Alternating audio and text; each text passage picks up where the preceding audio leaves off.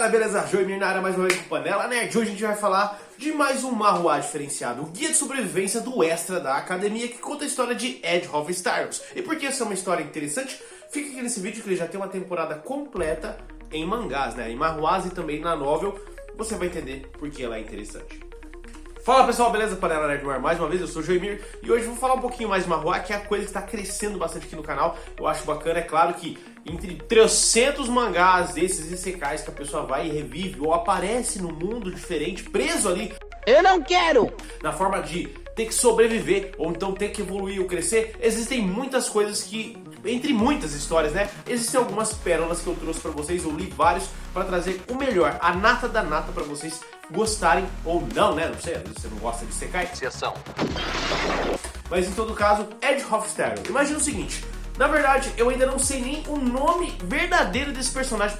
Mentira! Protagonista, porque ele assume o manto de Edge of Stylus logo no começo. Só que ele assume o manto de Edge of Stylus num momento não muito legal desse personagem. Imagina o seguinte. Você, por algum motivo, alguma magia, alguma situação, ficou preso, você é transportado, transmigrado, igual o Shurato, em um jogo. E nesse jogo, você conhece tudo que vai acontecer ali. Você manja pra caramba da história, sabe? Você sabe exatamente os pontos. Só que imagina o seguinte, o próprio cara fica pé da vida com quem ele acabou se tornando dentro desse mundo. Porque, pode-se dizer que é o mundo, né? Em vez de ser um herói, um cara nível SSS, um protagonista, um necromante, aqueles tipo um solo leveling da vida, não. Ele acaba se tornando um vilão categoria C, o vilão aqueles descartáveis, que vai na sarjeta, aquele que bem no final dos créditos do jogo vai aparecer pedindo esmola, cara, no mesmo estilo trilha sonora do Street Fighter, quando você é derrotado, imagina. Então, beleza. Nesse momento, o que você faria? Deixa nos comentários o que você faria se caísse no mundo. Melhor ainda, eu vou fazer uma pergunta pra vocês. Você agora, seja mangá coreano, japonês, série, filme, ou se você está assistindo Supernatural, agora você se lascou. Mas imagina que o que você estava assistindo agora, você é transportado para este mundo para sobreviver lá. E você não tem nem certeza se você vai voltar para o mundo original. Esquece, acabou. Como é que você vai fazer? Eu acho que para as pessoas que têm família seria algo mais difícil, né? Eu acho mais triste, entendeu? Mais complicado. Então, não sei, se você não quer brincar com essa brincadeira, tudo bem. Mas você que é solteiro, imagina que você caiu lá. Eu acho que é mais fácil ainda. O solteiro se desprende mais. Mas me fala aí, o que você faria e que mundo que você tá agora situado, galera? Com o tempo, o Ed simplesmente, ele se vê na pele de um personagem terciário. Ele foi expulso da família dele por ter uma conduta não muito legal, só que a conduta não muito bacana de ter sido uma pessoa bem na cerimônia de inicialização da academia, que é uma academia de nobres, as pessoas estudam lá, com grande chance de se formar-se alguém na vida neste mundo. O cara que era o Ed mesmo, era um encrenqueiro, era um riquinho mimado e tudo mais, não que todos os ricos sejam mimados, óbvio. Por algum motivo que não é nos explicado ainda na obra, dentre os seus, se eu não me engano, não explicou, nos seus 81, 82 capítulos, 83, não lembro agora, do mangá, né, e da novel também, ele simplesmente era um cara que vivia numa Coreia. E ele era um cara que serviu o exército, forças especiais, e por algum motivo ele acordou no corpo de Edge of Stylus.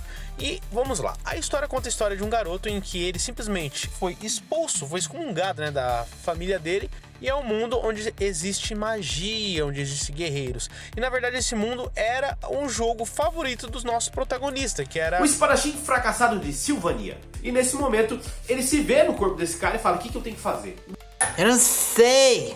Bom, ele acaba andando meio que sem rumo, chega numa floresta, chegou nessa floresta e ele decide colocar alguns princípios pra ele, comida, abrigo e roupas dele pra poder se manter. Então ele vai começar meio que um acampamento forçado e começar a melhorar as habilidades dele, dar uma olhada nos skills dele através do espelho e tudo mais, e ele vê que ele tá muito fragilizado em várias coisas. Esse mundo tem magia, galera, tá? Então ele tem que melhorar os atributos dele de magia ou de alquimia, que também tem alquimia, eu achei interessante isso. E os pontos de combate também dele são uma droga, então ele vai ter que melhorar muito, porque ele só quer se formar para ser alguém na vida deste mundo. Ou seja, tendo em vista isso, provavelmente não tem ninguém que ele possa voltar, né? E alguns vislumbres durante o decorrer dessa primeira temporada nós vemos que ele era um cara de forças táticas, serviu no exército, então isso vai ajudar ele nessa floresta. O que ele decide fazer? Não vai se misturar com os personagens principais dessa história, ele sabe mais ou menos o que vai acontecer ali, só que, assim como ele próprio entendeu, Assim como existem conceitos de efeito borboleta, causa e efeito, ou teoria do caos, ele não pode tentar se misturar ali, ele vai tentar fazer exatamente como o Ed teoricamente faria, para não atrapalhar o enredo principal da história e viver no canto dele, sem ninguém incomodar ele, na dele, se formando e vivendo a vida dele simples do jeito que ele quer. O problema, galera, com essa ideia dele, que a gente já começa a se conflitar com o personagem, ganhar empatia com ele, é que ele não é mais o Ed que era antes. Ele é diferente, ele é uma pessoa diferente, tá num mundo, né? A cabeça dele é diferente e algumas pessoas já percebem. A rotina do Ed, que ele começa a pegar, ele acaba pegando o bonde andando, né? Ou seja, ele é mal visto por todo mundo da escola, só que ele não é ele, né? Ele decide assumir essa bronca, já que ele tá nesse corpo, então bora lá, vamos viver nesse mundo aqui da melhor forma possível. O fato dele ter jogado o jogo até o final, ele acredita que sabe todos os acontecimentos e eventos mais importantes da história, ou seja, ele vai usar isso a bel prazer dele para ficar afastado dos eventos principais, ou seja, ele quer viver uma vida tranquila. Nós vemos que ele tem uma certa rotina, né? Ele tem uma quantidade do primeiro semestre paga pela família dele que largou ele, né? Expulsou ele da família. Então ele se vê sem rumo e encontra um abrigo na parte norte de uma floresta e decide morar ali.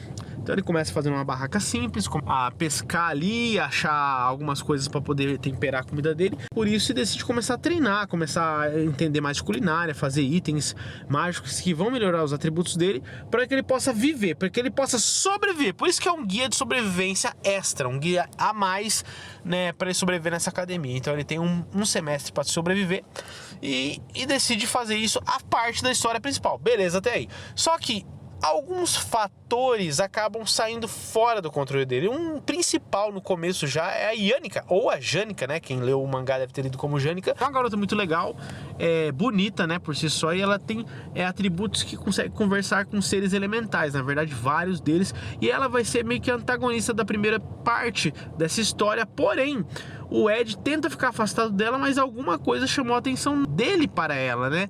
Ela ficou meio atenta com o personagem dele, porque ele é diferente, né? Ele não é mais o Ed que todo mundo conhece, ele é uma pessoa diferente, o que atrai a atenção é a vista de outras pessoas, e além dela, ele acaba atraindo também a atenção de uma menininha pequena chamada Lucy, que é a personagem importantíssima para essa história do guia de sobrevivência do Extra da academia. Cara, é muito legal a forma com que ele tem que sobreviver. Ele precisa todo dia lavar a roupa dele da escola, ele tem que usar uma outra roupa à parte. Quando ela rasga, ele tem que costurar para manter uma aparência nesse colégio.